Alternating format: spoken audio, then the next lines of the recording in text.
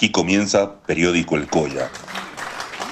Historias y biografías clandestinas.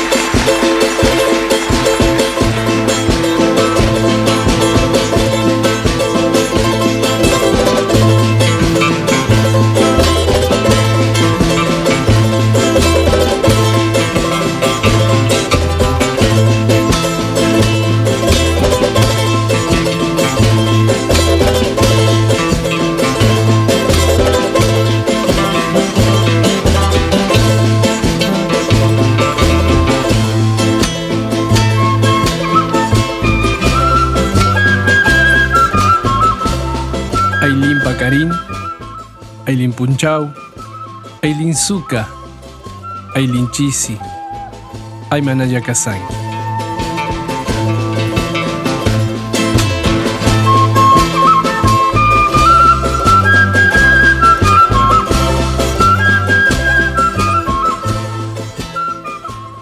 Acercarnos a personajes históricos poco conocidos hace que este sea el objetivo de estas investigaciones originadas por Edgardo Diz. Este inquieto historiador piensa desde su humildad en guardar las experiencias en un recuerdo ordenado que pueda llegar a convertirse en la guía para las rutas de los ácratas en el noroeste salteño. Para Juan Agüerma Salazar, quien transitó los senderos de la libertad y lo inspiraron en su escritura regional, generando los apuntes para una arqueología de la bohemia cultural salteña, este trabajo es un hallazgo resignificando la intención de la resurrección de aquellos viejos anarcos que vivían en la naturaleza junto al río Arenales de Salta. No se puede hacer este estudio sin tener en cuenta esta participación de la bohemia salteña, que era un grupo de reunión en donde el duende del vino convertía las interminables noches en poemas, músicas, que hasta el día de hoy nos dejan rastros de influencias libertarias. En este resumen, comenzaremos por la vida de un ácrata salteño, quien se destaca por sus posturas antagonistas de la bohemia salteña. Como si fuese un disidente, se paraba ante la sobrevaloración del alcohol dentro de los círculos sociales de los artistas y como si fuera poco, su filosofía de vegan anarquismo, con orígenes de ideas antiautoritarias, en el antiguo Pitágoras y enarbolando las prácticas de Hipócrates, defendiendo tanto la buena salud humana como el amparo de los animales, un punto de vista antropocéntrico como religiosamente caritativo. ¿Quién fue Gregorio Farfán? Juan Gregorio Farfán fue un muy activo anarquista del norte argentino que desarrolló toda su actividad en la ciudad de Salta. Él se consideraba como naturista y vegetariano, es decir, que estaba dentro de esa corriente, de esa expresión del anarquismo. Juan manejaba distintos oficios, él era plomero y gasista. Trabajó muchos años en Agas, en la empresa municipal de gas de Salta, hasta que renunció y se dedicó a trabajar por su cuenta, confeccionando planos, haciendo trabajos, changas. Farfán era una persona muy desprejuiciada, siempre tenía una curiosidad innata para averiguar, para preguntar, para tratar de entender un poco más. Él siempre decía que lo más peligroso era la ignorancia. Así que siempre estaba buscando respuestas, estaba buscando en algún libro, preguntando. Era una persona de mucha curiosidad, muy activa también. Todo el tiempo se lo veía yendo con su bicicleta para un lado, para el otro de la ciudad, yendo a buscar alguna changa o alguna reunión. Juan era una persona muy sencilla y muy vital. Estaba también siempre dispuesto a compartir y a apoyar solidariamente sin que nadie le pida nada. Farfán estuvo muy relacionado con la bohemia, pese a que no bebía, no tenía ningún vicio, pero bueno, también era su espacio de referencia y donde compartir. Él compartió su actividad con distintos anarquistas anónimos de Salta, como José Marcén, Silvio Franza, Carlos Sanier, Lorenzo Durán, Abel Iturria, Juan Riera, el conocido también como el panadero de Salta. Pero quizás él contaba que una de las personas que lo marcó, con quien pudo compartir ideas, debates y lecturas, y le recomendaba que mirara tal autor o tal otro, era Silvio Franza, que a través de él conoció las ideas anarquistas. A partir de haberlo conocido y de tener que resolver algunos problemas de salud en la familia, decidió dejar de comer carne, modificando gran parte de la dieta, no solo de él, sino de la familia. Y eso es algo que me llamó mucho la atención de Juan, que él lograba poner en práctica todas las ideas, no se quedaba teorizando ni debatiendo. Si él veía una teoría que tenía cierta razón, cierta lógica y respetaba ciertos lineamientos libertarios, él las ponía en práctica de inmediato. De las otras tantas cosas que me llamaron la atención de Juan es que él tenía la idea de la libertad muy encarnada, pero esta idea de la libertad, en su lógica naturista y vegetariana, estaba asociado también al buen estado de salud. Es decir, que si no había salud, no había libertad. Y para lograr ser libres en términos de salud había que desprenderse de muchos de los vicios que hoy en día no son naturales, ¿no? Como fumar, beber alcohol, como tomar mate, como coquear, cosas que, según él, no te hacían libres, porque si vos necesitabas tomar mate todo el tiempo y había un día que no podías vivir sin tomar mate o sin coquear o sin beber alcohol o sin fumar, estabas preso de eso. O sea que ahí tu libertad empezaba a tambalear. Juan desconfiaba de todo abogado, médico, de cura. Para él todo eso era algo que atentaba no solo contra la sociedad, sino contra la libertad. Y él prefería que no estudiaras para hacer ninguna de esas cosas, ni médico, ni abogado. Él prefería que aprendieras un oficio y que seas libre, que con eso era suficiente. Juan tenía una característica que creo que las tuvieron generaciones anteriores, que era que él era consciente y llevaba a donde fuera sus ideas vegetarianas, naturistas y anarquistas. Él no se camuflaba, siempre iba de frente y decía lo que pensaba en base a lo que sentía, a lo que había razonado, a lo que venía practicando desde muchos años. Y me parecía muy increíble que él no, pese a él racionalizar todo, jamás imponía las ideas a otra persona. Tampoco utilizaba la violencia.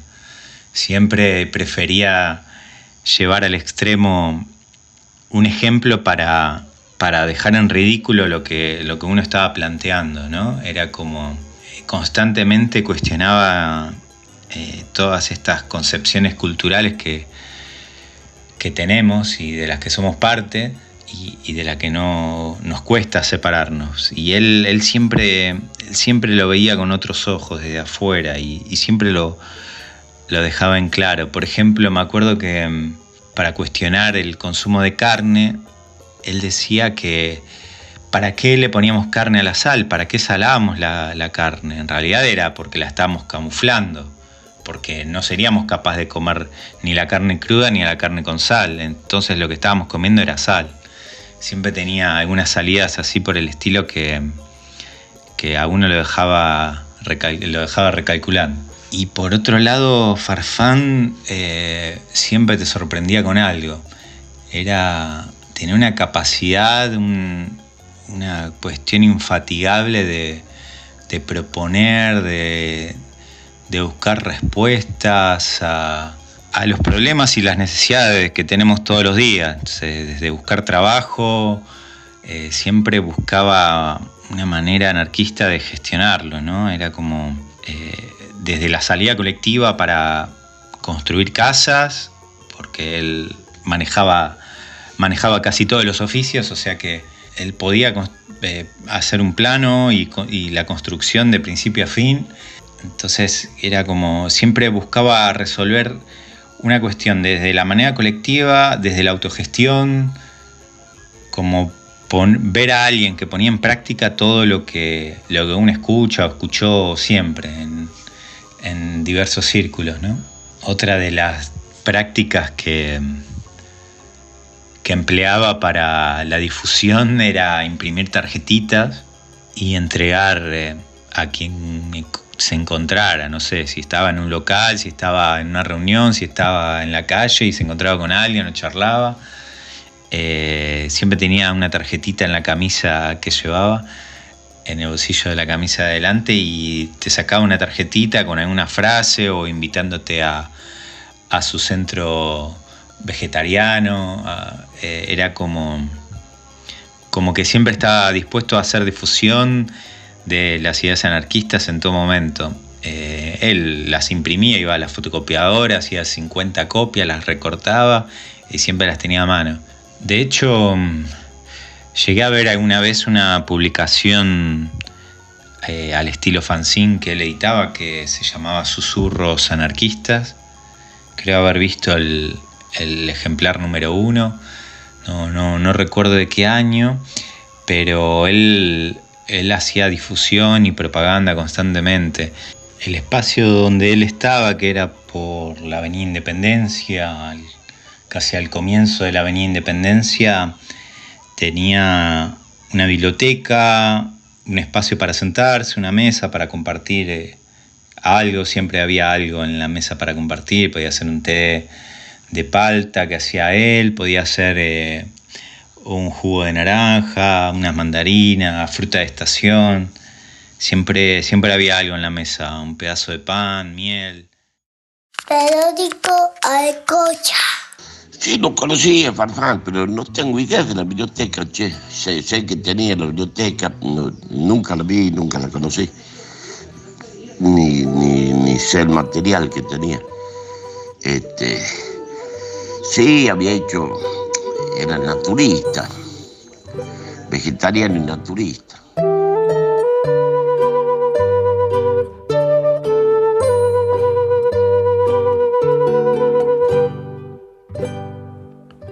Dice Jacobo Regem: yo soy un corrector de pruebas. No dije nunca nada de mí mismo, porque desconocía los acentos que caen en mis vértebras profundas.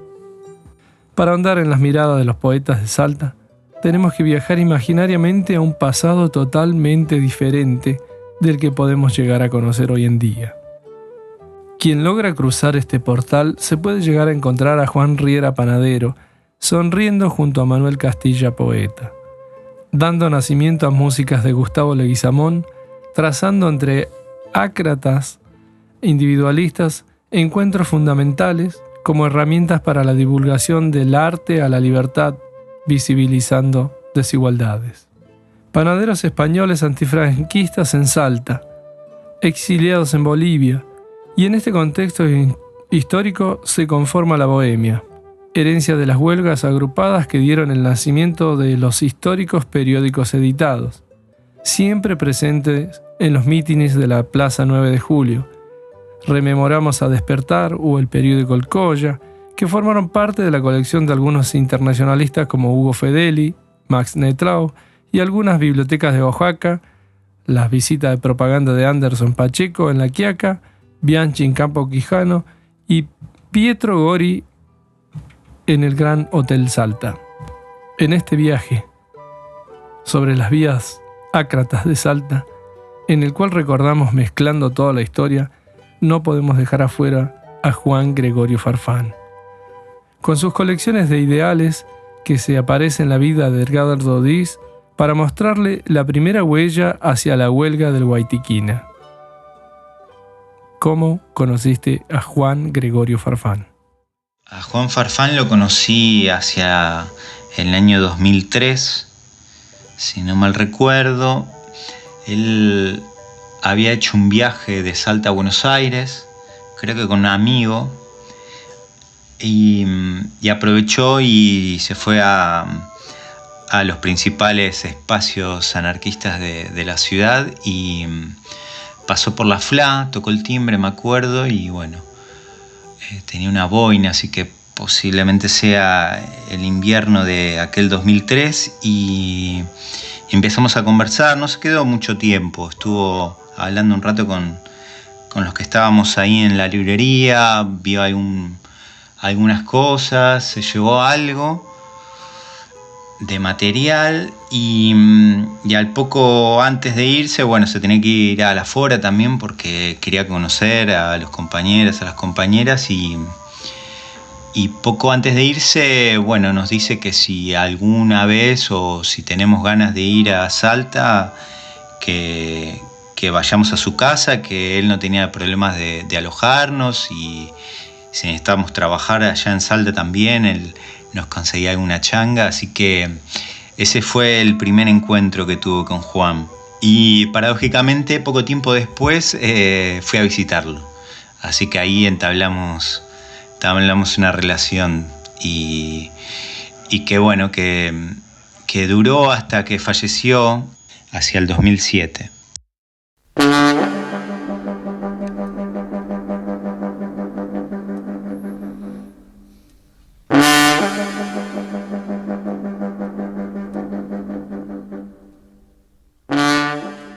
Porque yo sé que el que trabaja no hace tiempo para hacer dinero, y que cuando destape un agujero lo tendrá que tapar con su mortaja, que le enseñaron a lustrar mi caja, pero no a preguntarme por qué muero, y que a veces, por hombre y jornalero, con 2 tragos asienta una migaja.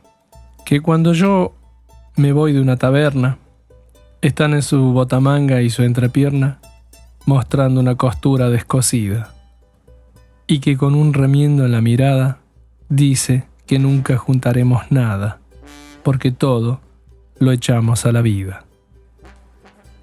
Walter Adet nos atraviesa un espectro social de lo abstracto, de su sensibilidad. Él mismo nos dice: no puedo irme porque no estoy aquí. Nos da la pista de su notable obra en la que conjuga misticismo, la sorpresa ante la vida, los oficios que marcan el pulso de un libro duro que se atreve a poner el rol del sufrimiento obrero en primera persona. Los oficios agruparon a muchos anarquistas. Estos también fundaron sindicatos, y en esos sindicatos escuelas, a donde muchos inmigrantes aprendían a leer y escribir. Era común que los cosacos quemaran libros de los sindicatos. Igualmente, continuaban editando diarios, libros, panfletos, reclamando condiciones laborales dignas para todos los oficios agrupados.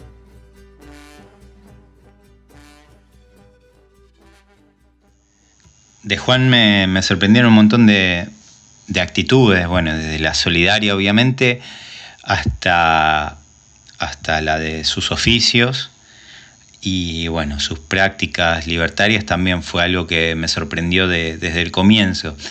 Pero en particular, algo que me pareció increíble al conocer Salta por primera vez era cómo alguien podía ser vegetariano en Salta, ¿no? En una ciudad donde se consume carne, donde gran parte de la dieta es carnívora. Entonces me sorprendió también que dentro de sus luchas anarquistas estuviera la de ser vegetariano y naturista, ¿no? Fue algo que me sorprendió desde el comienzo. El periódico Cocha.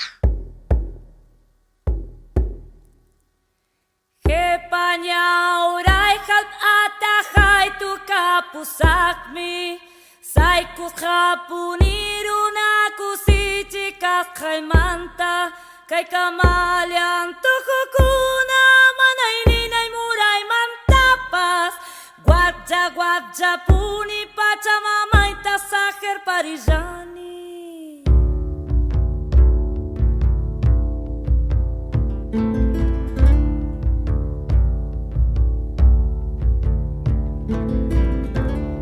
piel es blanca, mi pena es negra, mi grito es indio, mi bronca es roja.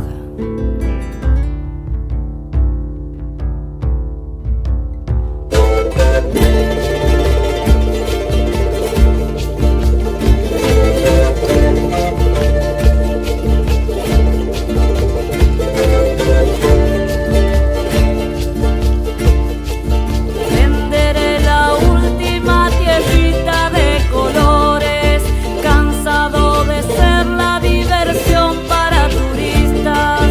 Basta de socavones y de cosechas magras, junto con la miseria dejó mi Pachamama.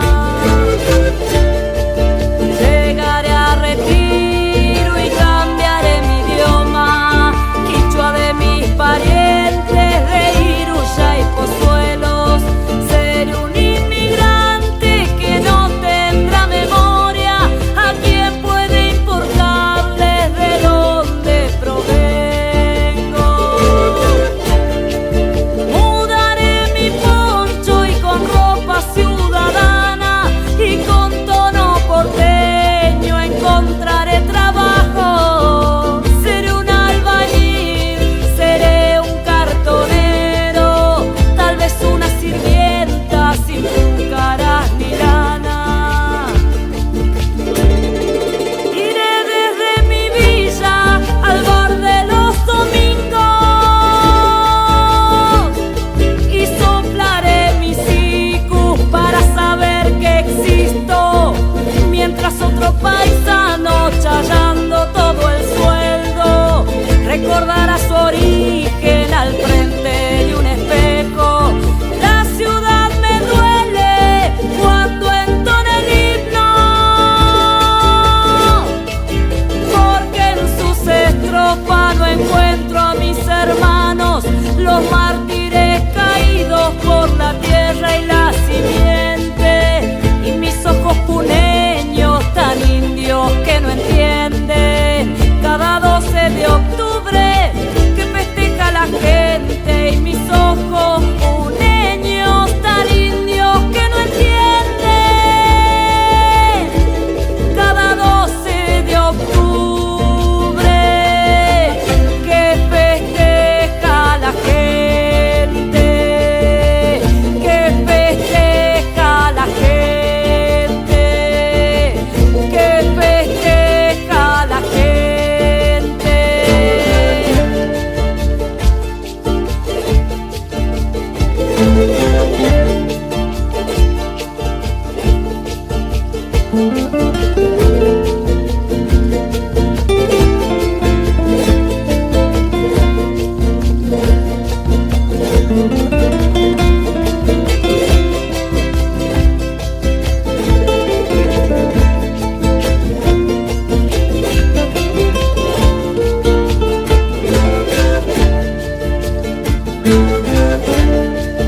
Mudaré mi poncho y con ropa ciudadana y con tono porteño encontraré trabajo. Seré un albañil, seré un cartonero, tal vez una sirvienta sin caras ni lana.